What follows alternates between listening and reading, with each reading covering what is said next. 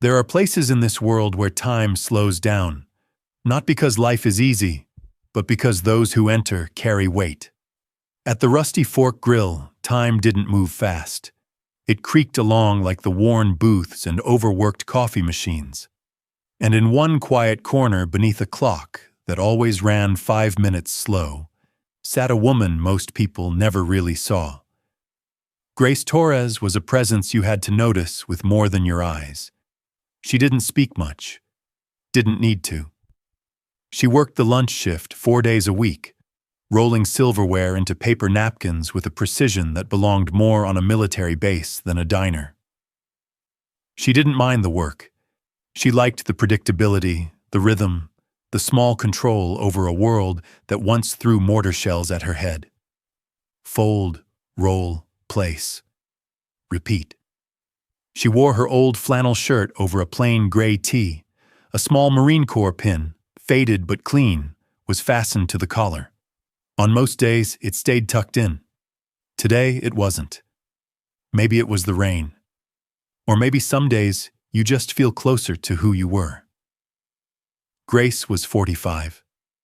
Fallujah had taken her left leg, some of her hearing, and most of her ease in public. She used a wheelchair.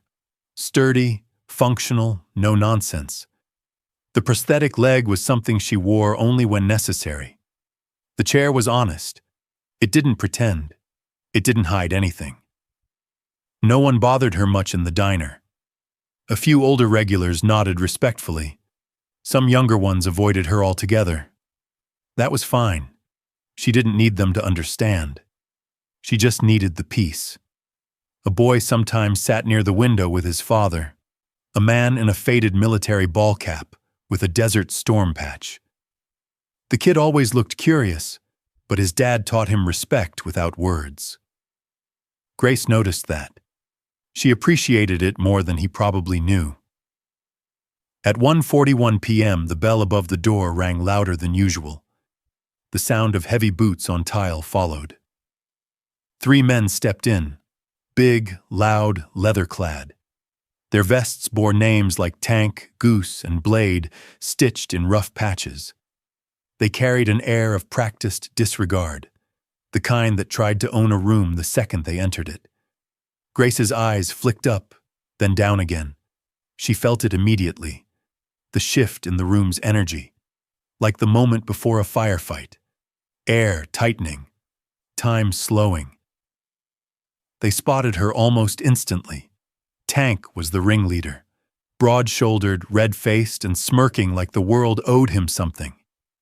He elbowed Goose and nodded toward her. "Well, well," he chuckled. "Looks like someone rolled in from the VA." Goose barked a laugh. "Combat Barbie," he sneered. "Bet she's here for sympathy tips." Grace didn't flinch. She didn't respond. She kept folding napkins. Blade walked up to the counter, slamming his hand on the bell. "Hey, someone taking orders, or is the help just gonna roll around all day?" Grace turned toward them, expression unreadable. "Would you like today's special?" she asked evenly. Tank leaned back in his seat, grinning. "Sure, soldier girl. Roll it over. Show us what combat cuisine tastes like." Her hands stayed steady. Knife, fork, napkin. Set down in front of them with the calm of someone who'd seen things far worse than drunk cowards in denim and leather.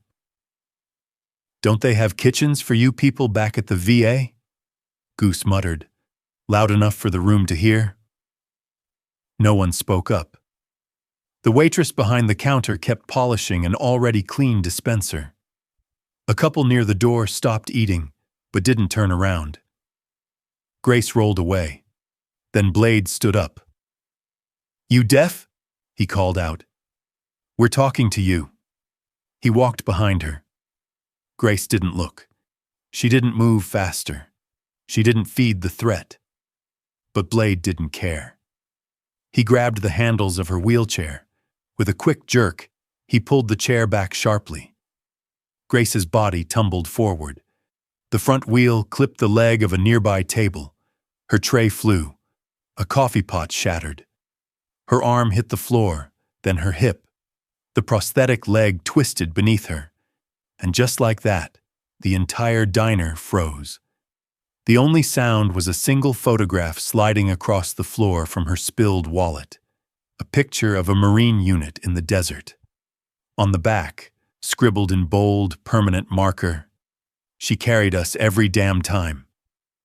Grace didn't cry. She didn't shout. But the silence that followed was heavier than any insult, and in that stillness, a young boy near the window turned to his father and whispered, "Dad, was she a soldier?" The man looked up, jaw tight. Then he stood and pulled out his phone. Something was coming. Grace just didn't know it yet. She didn't cry. Grace Torres had done her crying years ago, in a tent under artillery fire, and again in a sterile recovery ward when they told her the leg wouldn't be saved. Tears weren't useful anymore. She gritted her jaw and slowly began to push herself upright. Her right hand was already bruising. Her hip ached from the awkward twist of the prosthetic, but it wasn't the pain that made her pause. It was the silence. A silence that tasted like shame. Not hers, but the room's. The waitress behind the register was still frozen, clutching the edge of the counter like it might save her. The couple near the door were staring into their drinks, as if they could will themselves invisible. The busboy stood statue still, eyes wide, a fork still dangling from his tray. And the boy near the window? He was watching everything, lips slightly parted. He looked to his father, a middle-aged man with a weathered U.S. Marines ball cap and a jacket stitched with campaign patches. The man's expression didn't change, but his hand moved slowly, deliberately, reaching into his coat. Grace's wallet had spilled on the floor. A photograph lay near her outstretched fingers. Her and her squad, caked in sand and sweat, standing in front of a burnt-out Humvee under the merciless Iraqi sun. On the back, faded marker words still held their power. "She carried us every damn time." Tank chuckled low from the booth, watching her like a hunter watching a wounded animal. "Guess the floor service is included now, huh?" Goose snorted. Blade returned to his seat, stretching back and tossing a spoon in the air. But their laughter didn't carry the same weight anymore. It wasn't bold or cocky now. It was thin, artificial. They sensed something was off. Not guilt. Bikers like them didn't feel guilt. But instinct told them they might have crossed a line they couldn't see, and that feeling made them louder, more obnoxious. Grace, jaw clenched, adjusted her weight and forced herself upright. Her wheelchair had rolled a few feet away. With measured breath, she crawled to it. Her hands shook slightly, but her motions were precise, controlled. She climbed back into the chair like someone mounting a horse for the 100th time. Routine. Muscle memory. She sat upright, hands folded in her lap, eyes locked on the table in front of her. No one moved. Not a single damn person. And then the boy spoke. "Dad, is that lady a soldier?" His voice was small, but it rang louder than the bell above the diner door. The man in the cap didn't answer at first. He looked at Grace, at the way she held her body like armor, at the soaked flannel shirt, at the faded Marine Corps pin still clinging to her collar despite the fall. Then he looked at the bikers, then back at his son. "Yeah," he said finally, voice quiet but iron steady. "She's a real one." Then he stood. He didn't look around for support. Didn't wait for backup. He just walked to the exit, pushed open the door, and stepped outside into the gravel lot. He took out his phone and dialed. He stood there a moment, back turned to the diner, the wind pulling slightly at his jacket. Then he spoke. "This is Sergeant Daniels," he said. "Yeah, I'm on civilian ground. No, this isn't official. Pause. It concerns one of ours. A longer pause. You're gonna want to send a team. Trust me.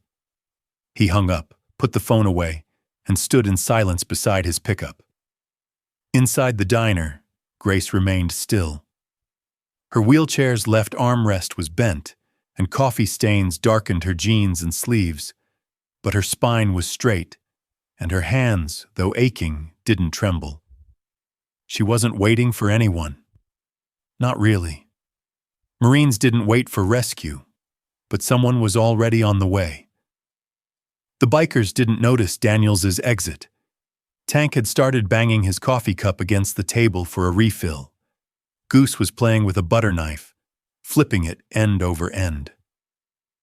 Blade leaned back again, propping his boots on the booth's edge like nothing had happened. Grace didn't serve them.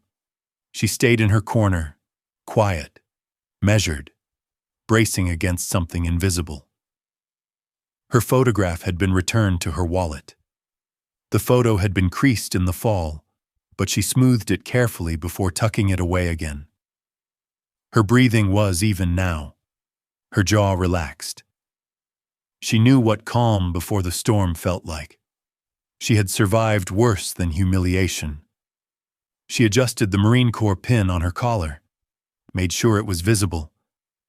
Outside, the clouds shifted. Sunlight streaked through, catching the windshield of a vehicle turning onto the road in the distance.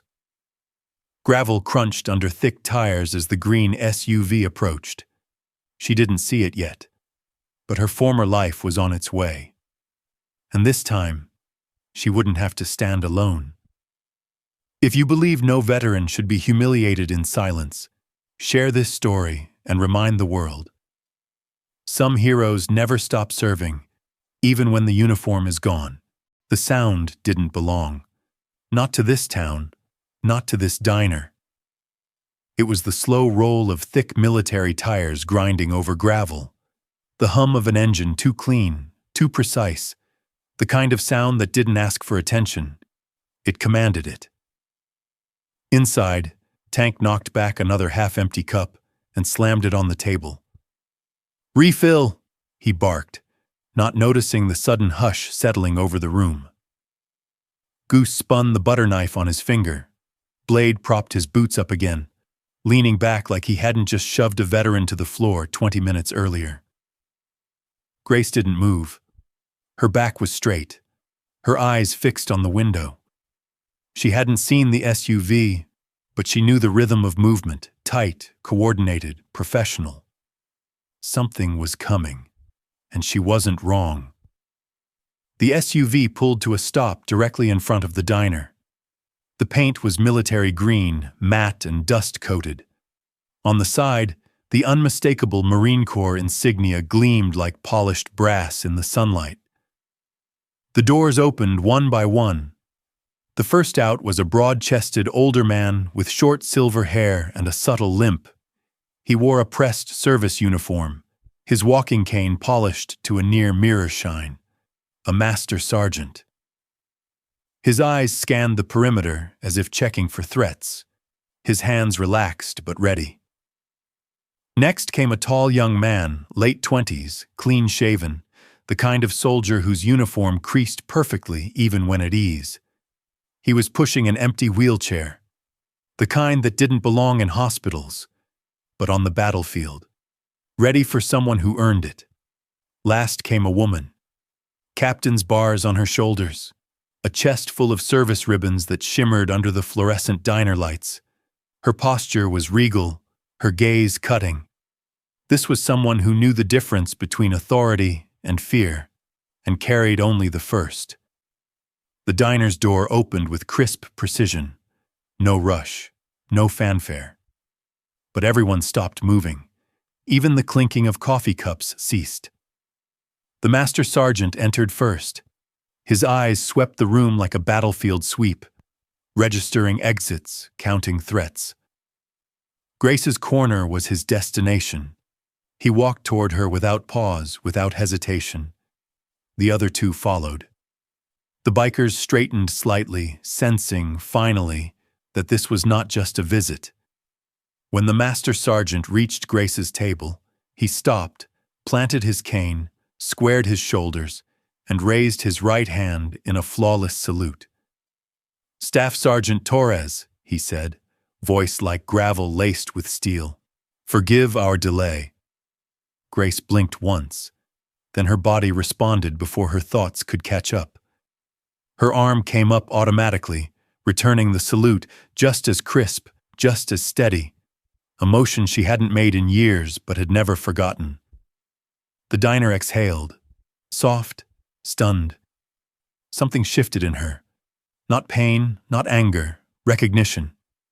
For the first time in years, Grace Torres felt visible. The female captain stepped forward, her voice calm, clear, deliberate. "We received a call," she said. "One of our own said a decorated Marine was publicly harassed on civilian ground. That physical assault was involved." She didn't need to look around, but she did. Her eyes swept the diner, slowly, until they landed on Tank, Goose, and Blade. Goose suddenly found his butter knife far less interesting. Blade lowered his boots. Tank blinked, lips slightly parted, unsure whether to speak or stay silent. Grace opened her mouth to deflect. "It's nothing," she murmured, but the master sergeant didn't budge. "With respect, Staff Sergeant, it is not nothing," he said, louder now, loud enough for everyone to hear. "Nobody touches one of ours, not in combat, not in peace, not ever." The young Marine stepped forward, eyes locking on the bikers. "She pulled 3 of us out of a burning Humvee in Fallujah," he said. "I was one of them." Grace turned sharply. Her mouth fell open slightly. "Private Jenkins?" she asked. He nodded. "Corporal now, ma'am, thanks to you." At the window, the boy, Tommy, stood without realizing it. His father placed a steady hand on his shoulder, then stood beside him. They didn't speak. They didn't need to. Across the room, an elderly man in a Korean war cap pushed back his chair. Slowly, he stood, back straight, shoulders firm, and raised his hand in a quiet salute. Another woman followed. Young, jeans and a faded Guard Reserve sweatshirt. Then 2 others. Within seconds, half the diner was on its feet. A wall of quiet dignity. No slogans, no speeches, just presence. Even the manager, Dave, who'd hidden behind the register minutes earlier, stepped out, face pale, eyes wide. He didn't know what to say, but he stood. And the bikers? Suddenly very, very small. Tank tried to force a scoff but couldn't finish the sound. Goose looked down. Blade sank lower in his seat, lips tight. Silence finally taking hold. Grace didn't speak. She didn't have to. Because for the first time in a long time, the room spoke for her. The loud ones had fallen silent. The ones who stood tall now did so without saying a word. And in the middle of it all, Grace Torres sat straighter than ever. Not because she wanted to, but because now she wasn't the only one carrying the weight. The loud ones had fallen silent. The ones who stood tall now did so without saying a word. And in the middle of it all, Grace Torres sat straighter than ever. Not because she wanted to, but because now she wasn't the only one carrying the weight. Grace had never liked the idea of being called a hero. She used to wave it off every time someone tried. Back in the VA hospital, at the 4th of July events, even at the funeral of the squad mate whose name she still carried on a chain under her shirt. But today felt different. Because here, in this diner she had once chosen for its silence, people were finally seeing the full weight of what she carried, and they weren't turning away. The Marines stood firm around her table. Captain Rodriguez said nothing further. She didn't need to. Her presence, her medals, and her piercing stare said everything. The room knew it. So did the bikers. Tank shifted uneasily in his seat. He looked around the room and for the first time found no backup, no supporters, not even an ally at his own table. Goose was now inspecting his hands like he hadn't seen them before. Blade sat stiffly, spine against the booth, sweat beginning to bead near his temple. "You got something to say now?" the Master Sergeant asked, eyes locked on Tank. Tank opened his mouth, closed it, opened it again, but the words didn't come. "Didn't think so," the sergeant said flatly. Captain Rodriguez turned to Grace again. Her voice softened. "Do you want to press charges, Staff Sergeant?" Grace hesitated. Every instinct in her screamed to just move on, that she didn't need a scene, didn't need a fight. But another voice, quieter, deeper, the one she used to follow through smoke and sand, told her this wasn't just about her. "No," she said, "but I want everyone in this room to remember something." She turned, her voice louder now, clearer than it had been all day. "I didn't ask to be respected. I didn't ask to be treated like some kind of hero. But I damn well didn't earn a life just to be shoved to the ground by cowards who think silence is the same as weakness." Nobody moved.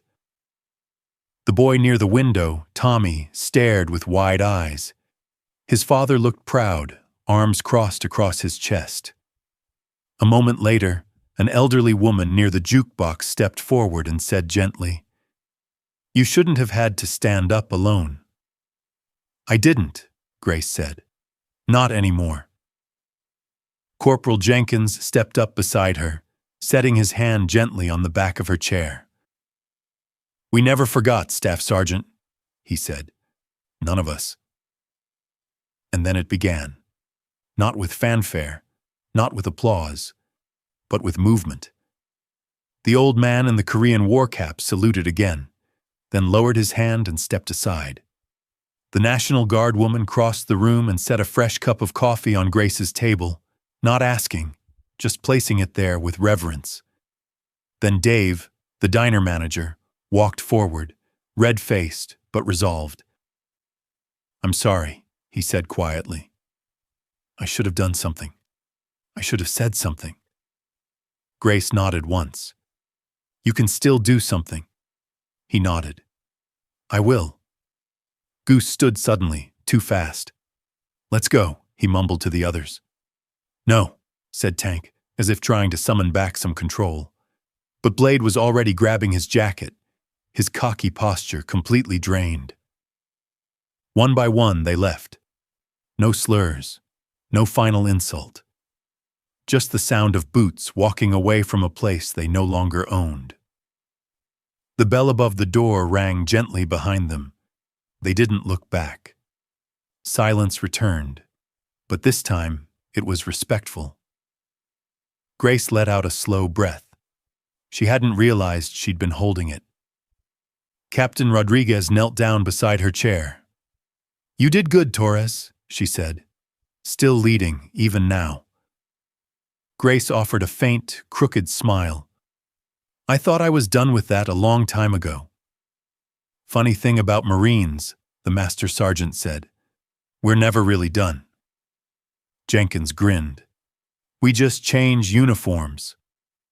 A few minutes later, the Marines helped realign Grace's chair. The other patrons began to return to their meals, though many glanced back at her with something new in their eyes. Not pity, not discomfort. Respect. Grace looked down at the photo she'd tucked back into her wallet earlier. She hadn't noticed until now that some of the ink had smudged from the coffee, but the words on the back were still there. "She carried us every damn time." Only now she didn't have to carry it alone. If you've ever stood alone and wished someone stood with you, share this story, because courage deserves to be echoed. A week would pass. The diner's name would change, and something even more important would begin. A tradition, a reminder, a promise that no one who served would ever sit alone again. Some battles are fought with bullets, Others, with quiet strength, dignity, and the people who choose to stand beside you. Grace Torres didn't start a movement. She just refused to be invisible. 1 week later, the Rusty Fork Grill was no more. Its rusted sign had been replaced by a freshly painted one. Homefront Cafe. No ribbon cutting, no press, just quiet change. Beneath the new name, smaller letters read, "Where respect is always on the menu." Inside, everything looked the same, until you paid attention. A wall now displayed framed photos and medals from local veterans. Grace's picture wasn't there, by choice, but the table beneath it remained empty. No sign, no rule. People just understood. Grace kept her routine. Same flannel, same booth. But now her Marine Corps pin was proudly visible, and a small, faded American flag patch had been taped to the back of her wheelchair. People noticed. Customers greeted her now. Some shared their own stories. A father from Korea, a daughter heading to basic. Others just nodded, thankful without needing to say much. And that was enough. Even Dave, the once nervous manager, changed. He wore a pressed shirt and a small flag pin now. He'd hired 2 more veterans. Melissa, the young waitress, started asking about ranks and ribbons. "Stripes are earned," Grace told her once. "Bars are appointed. Both carry weight." Every Thursday at exactly 1800 hours, the same military SUV rolled in. Master Sergeant Wilson, Captain Rodriguez, Corporal Jenkins. No speeches, no drama, just coffee, silence, and memory at Grace's table. And then, one Thursday evening, just as the Montana sun dipped low, the door opened. A young man stood in the doorway, barely 18, stiff in a new Army uniform, cap clutched in nervous hands. Grace rolled forward without hesitation. "First deployment?" she asked. He nodded. "Shipping out tomorrow, ma'am." She looked him over, then smiled. "Sit down. Coffee's decent. Company's better." He hesitated. "I wouldn't want to intrude." "You're not," she said. "You're continuing a tradition." He sat. Sergeant Wilson raised his mug. No words. The others followed. Around the cafe, veterans lifted their cups too. Some with trembling hands, others with firm grip. The message was clear. You are seen. You are one of us. You'll never stand alone. That night, as the cafe closed, Grace looked out the window toward the idling SUV. A note taped to the back read, "We always come back for those who never quit." The town had changed. Grace could feel it. The high school had asked her to speak. A memorial had been approved. A black stone for those who served and those who stood beside them. The bikers never came back. Rumors flew, lost jobs, leaked video. Grace didn't ask. She had better things to focus on now, like the recruit who stopped by each Sunday, the Vietnam vet who finally wore his medals again, the cafe that stood a little taller now. As she rolled toward the door, Melissa looked up and asked, "Closing up?" Grace smiled. "Yeah, but I'll be back tomorrow." And she would be, because some uniforms never fade, and some legacies begin with a fall and rise with a salute.